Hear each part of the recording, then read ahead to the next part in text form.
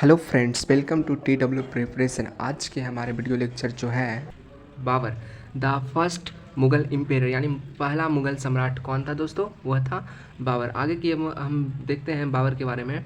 तो हमारा मुग़ल वंश का संस्थापक यानी फाउंडर कौन था? बाबर था। मुग़ल वंश का संस्थापक यानी फाउंडर बाबर था। उसके बाबर ने मुग़ल वंश की स्थापना के साथ ही पातशाही का भी स्थापना की थी दोस्तों। जब बाबर मुग़ल वंश की स्थापना की थी उसी वक्त किसका स्थापना की थी? पातशाही का भी स्थापना की थी।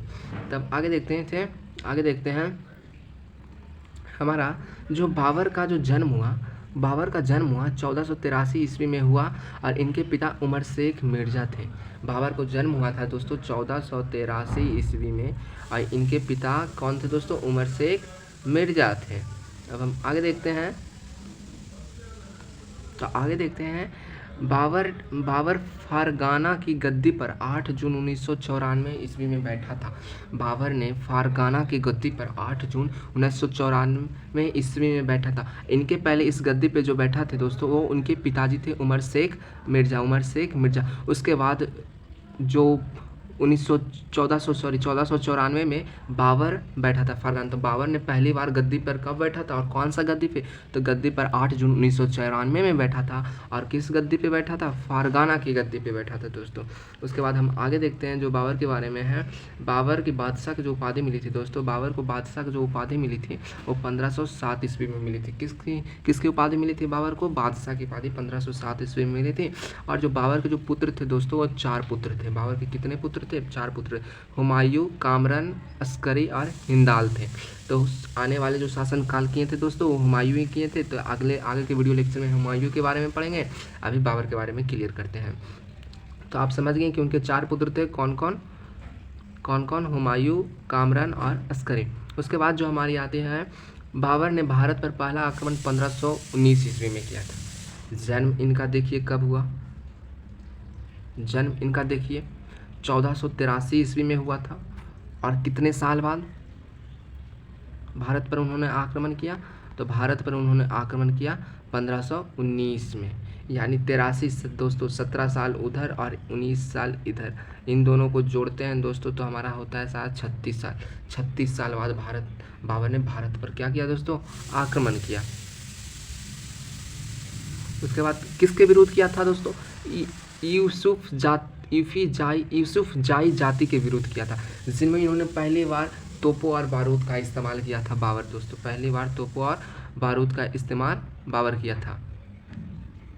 ठीक है, अब हम आगे देखते हैं बाबर द्वारा लड़े गए प्रमुख युद्ध। इधर युद्ध है दोस्तों, कब लड़ा गया और किन के साथ लड़ा गया, किन के बीच लड़ा गया, और इधर विजय कौन प्राप्त किया, ये सारे हम देखेंगे।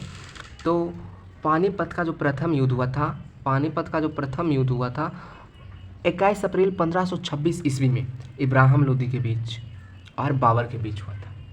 पानीपत का जो प्रथम युद्ध हुआ था 21 अप्रैल 1526 इब्राहिम लोदी और बाबर के बीच हुआ था, जिसमें कि बाबर की क्या हुई थी दोस्तों? विजय हुई थी। दूसरा बाबर द्वारा लड़ा गया युद्ध था खानवा का युद्ध। खानवा का जो युद्ध था 17 अप्रैल 1527 ईस्वी में हुआ था। 17 मार्च 1527 ईस्वी में हुआ था।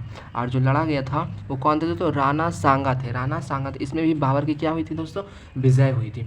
अगला जो युद्ध था चंदेरी का युद्ध 19 जून 1528 ईस्वी में हुआ था। किनके बीच हुआ था? मेदिनी राय और बाबर के बीच हुआ था, जिसमें कि विजय बाबर की हुई थी। अगला जो है घाघरा का युद्ध। अगला जो दोस्तों है वो क्या है? घाघरा का युद्ध जो कि 6 मई 1519 ईस्वी में अफगानों के बीच हुई थी, उसमें भी बाबर की विजय हुई थी दोस्तों। तो यहाँ हम जब देख रहे हैं कि यहाँ हम पूरा देखते हैं तो जो युद्ध हुआ था पानीपत, खानवा, चंदेरी, घाघरा, सब में बाबर की विजय हुई थी। सीधी सी बात है। जो हमारा डेट है 26, 27, 28, 29, ठीक ना दोस्तों? हर एक साल बाद युद्ध लड़ा और हमेशा बाबर की विजय हुई थी उस वक्त दोस्तों। यानी कि उस वक्त आप जान सकते हैं कि मुगल सम्राट कितना मजबूत होगा। आप एग्जाम में जो क्वेश्चन आते हैं ये तो कॉमन हो गई है दोस्तों, लेकिन अब क्वेश्चन को हार्ड करने के लिए ये डाल देते हैं दोस्तों, डेट डाल देते हैं, जिससे क्वेश्चन बहुत ही हार्ड हो जाता है। तो हमारे ख्याल से जो है आप ये सब ज़रूर याद कर लें, क्योंकि अगर बाबर से क्वेश्चन आई तो आपको नहीं छूटेगी दोस्तों।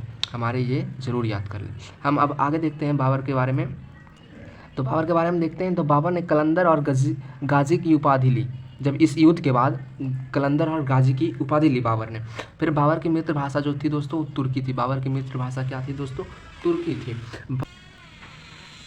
बाबर ने अपनी आत्मकथा बाबरनामा तुर्की में रचना की थी दोस्तों, जिसका अनुवाद अब्दुल रहीम खान खाना ने किया था। ओके दोस्तों, अब हम आगे आते हैं। तो आगे हम देखते हैं कि करीब 48 वर्ष की आयु में 26 दिसंबर 1530 ईस्वी में बाबर की मृत्यु हुई। बाबर की मृत्यु जो हुई थी 1530 ईस्वी में हो गई थी दोस्तों। 26 दिसंबर 1530 में हो गई थी बाबर की क्या मृत्यु दोस्तों। आगे हम देखते हैं जो बाबर की मृत्यु हुई थी वो आगरा में हुई थी। तो आगरा में हुई थी। तो उसके बाद आगरा क्यों रे आराम बाग में ही हुआ, लेकिन दफनाया गया काबुल में। उसके बाद दफनाया गया काबुल में। अब हमारे जो अगले वीडियो आएंगे दोस्तों, हमारे अगले वीडियो जो आएंगे वो किसके बारे में आएंगे? अगले वीडियो जो हमारे आएंगे हुमायूं के बारे में। तो हुमायूं के बारे में जानकारी लेने के लिए हमारे चैनल पे बने रहिए और इसी तरह के और वीडियोस देखने के लिए हमारे चैनल को सब्सक्राइब करना ना भूलें और लाइक ज़रूर करें।